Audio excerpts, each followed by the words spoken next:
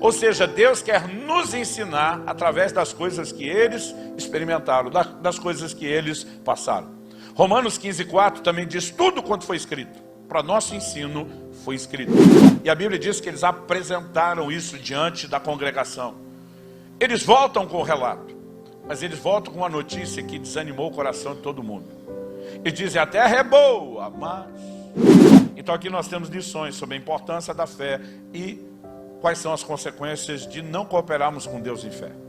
Mas o ponto que eu quero chamar a sua atenção é: por que é que eles voltam surpresos com os gigantes da terra? Os gigantes não eram novidade. Eles estavam na terra há muito tempo.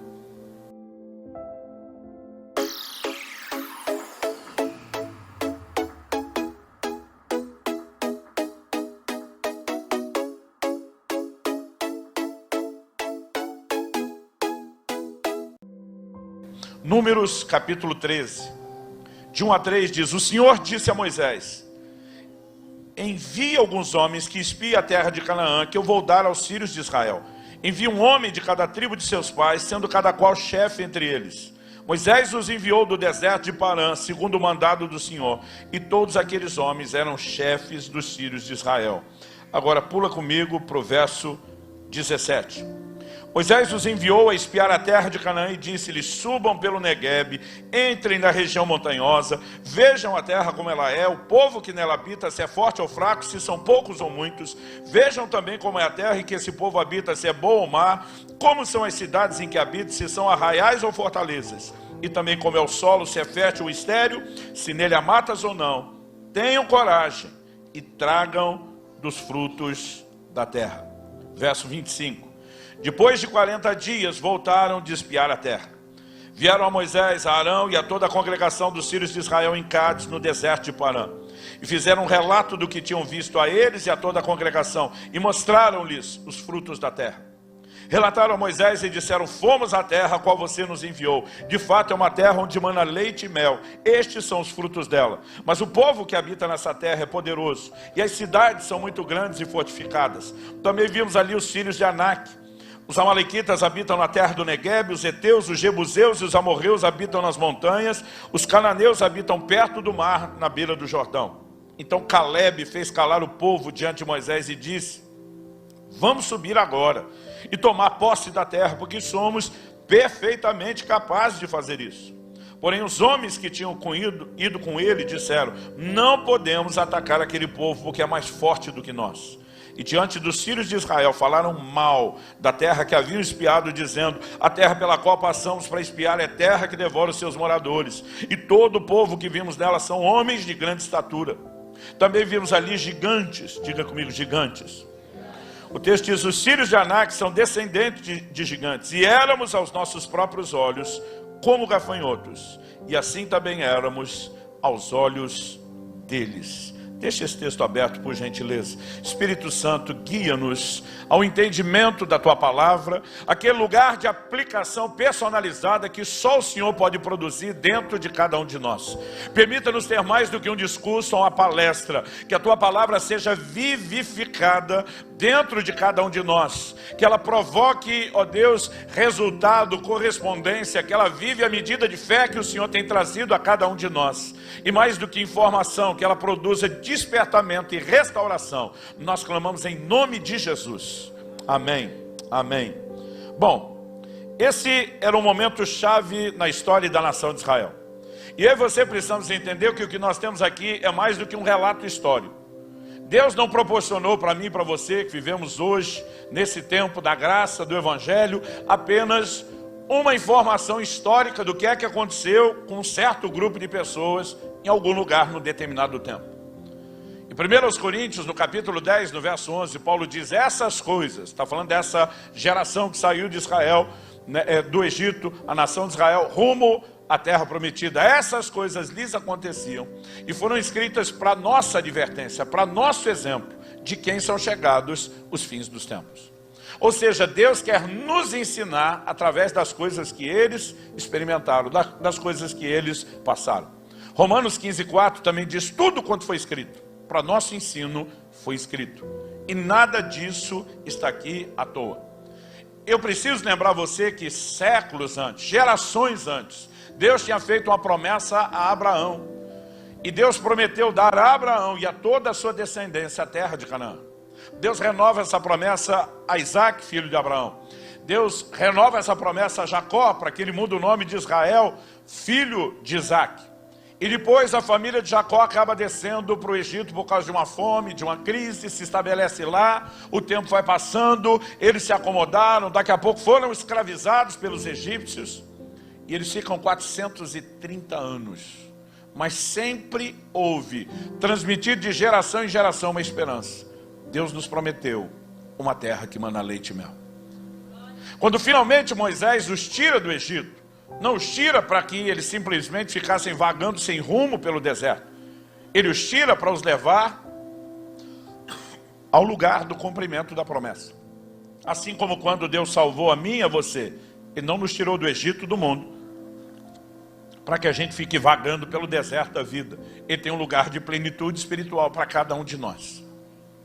Mas qual é a lição que a gente pode aprender aqui? Eles estão nos momentos mais chaves e significativos da história da nação. Eles não apenas saíram do Egito, mas agora eles chegam no limiar da terra. Eles estão na divisa da terra de Canaã. E Moisés, dirigido por Deus, manda que um representante de cada uma das 12 tribos vão espiar a terra. Qual era o propósito de espiar a terra? Ele diz: tragam do seu fruto, tragam um relato de como a terra é. E quando eles voltam, eles dizem: a terra é boa. A Bíblia diz: 2 daqueles 12 homens tiveram que carregar juntos, segurando uma verga, um pedaço de pau. Tiveram que carregar juntos um cacho de uva. Alguns ficam se perguntando se a uva é que era muito grande ou se o cacho é que era gigantesco, mas o fato é que eles trazem o fruto, porque senão ia passar que nem história de pescador, ninguém ia acreditar. E a Bíblia diz que eles apresentaram isso diante da congregação. Eles voltam com o relato, mas eles voltam com uma notícia que desanimou o coração de todo mundo. Eles dizem: a terra é boa, mas tem gigantes. E a notícia não só de que a terra tem gigantes, mas de que aquele povo morava em cidades fortificadas, que as cidades fortificadas ficavam no alto dos montes, que gera um desânimo, produz um desânimo generalizado. É como se a turma dissesse: era bom demais para ser verdade. E agora, tirando a exceção que nós vamos ler daqui a pouco no capítulo 14, de Josué e Caleb, que se posicionam com uma mensagem de fé, o povo chorou. Olha como inicia o capítulo 14, nós paramos de ler no último versículo do 13. Se você deixou marcado aí, continua, 14:1.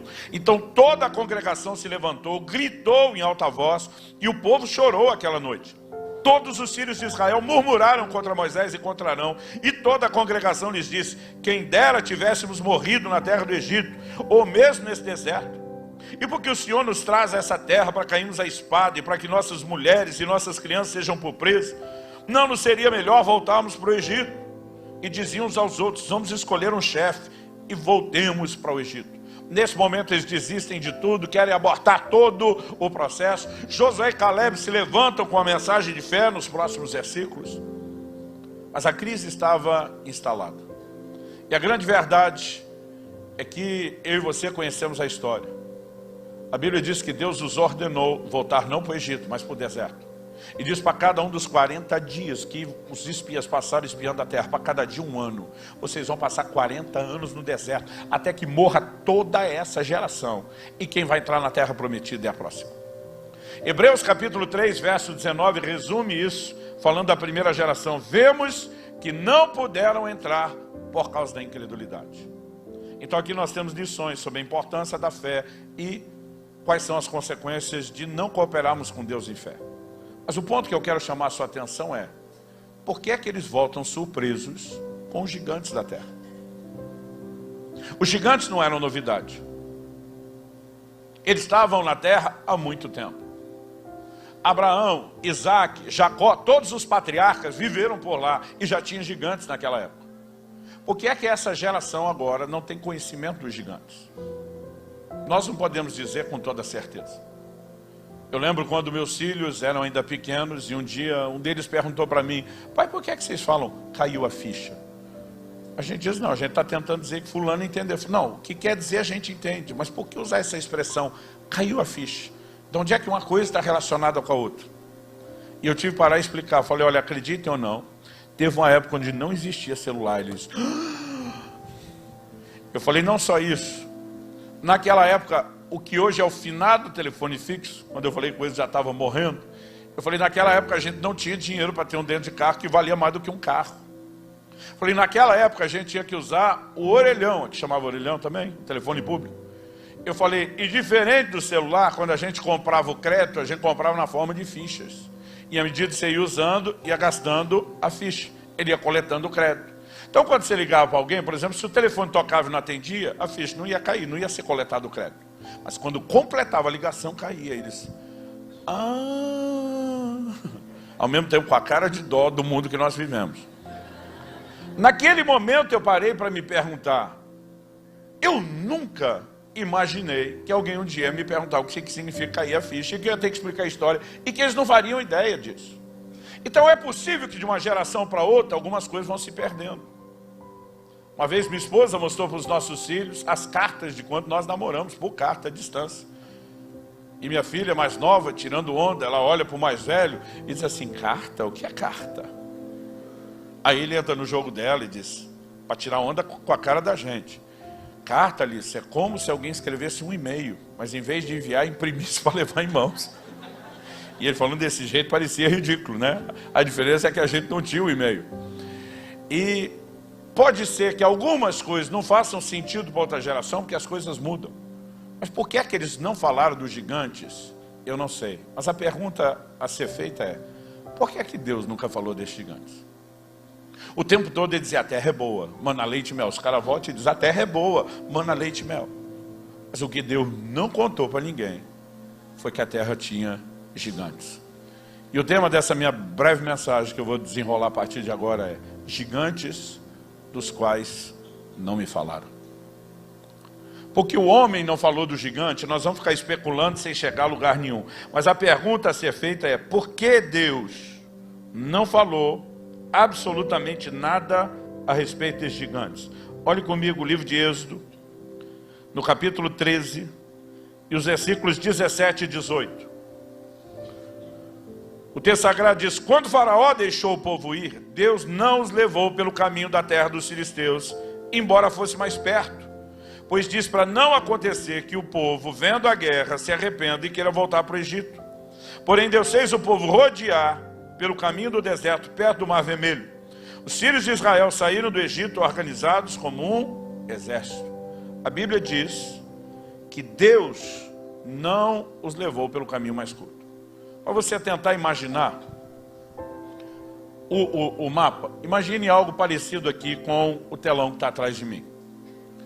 Então, você imagina que o lugar que eles estão no Egito está no canto de cima do seu olhar para o lado da esquerda. Você imagina que a terra prometida, ela ficava para cima do telão, lá no canto direito. Era só eles fazerem um traçado reto, diagonal, subindo um pouco mais, e eles entrariam pelo que hoje é conhecida como a Palestina, a terra dos filisteus. Mas em vez de Deus deixar esse povo fazer o caminho mais curto, o que é que Deus fez com eles? Deus fez com que eles descessem todo o Egito, cruzasse o Mar Vermelho aqui embaixo, desse a volta por aqui, subisse lá pelo que hoje é a Jordânia, para lá em cima, perto do teto, eles cruzar o Rio Jordão e entrar de volta na terra de Canaã. Agora, detalhe, não é que nem quando o GPS te manda andar mais de carro, porque pelo menos vai levar menos tempo. Né? Às vezes dá um caminho com rodovia, a volta é maior, mas pelo menos chega mais depressa. Esse povo todo estava a pé. E Deus faz com que eles deem uma volta que parece irracional. Mas por que que Deus disse isso? Ele disse, se eles saírem, e logo de cara, quando saírem e virem a guerra, eles voltam para o Egito e não vão a lugar nenhum. O que é que Deus está dizendo? Eles vão desanimar. Mas a pergunta é, quando finalmente deram toda essa volta e chegaram lá no limiar da terra e viram os gigantes, o que é que aconteceu com eles? Eles não desanimaram? E não queriam voltar para o Egito? Então qual a diferença de mostrar logo de cara o problema ou não? A diferença é que Deus disse, se eles veem o gigante primeiro, eles nunca vão saber o que tem na terra. Mas se eu mostrar a terra primeiro, e eles virem o gigante depois, eles podem decidir. Em outras palavras, sabe o que Deus está dizendo? Que o desânimo nunca deveria chegar antes da inspiração. Porque a inspiração é o combustível para vencer o desânimo. Então Deus está dizendo, quem sabe se pelo menos eles verem quão boa é a terra, eles vão se empolgar para enfrentar aquilo que desanima. Mas se começar pelo que desanima, eles sequer vão ter chance de lutar por aquilo que inspira.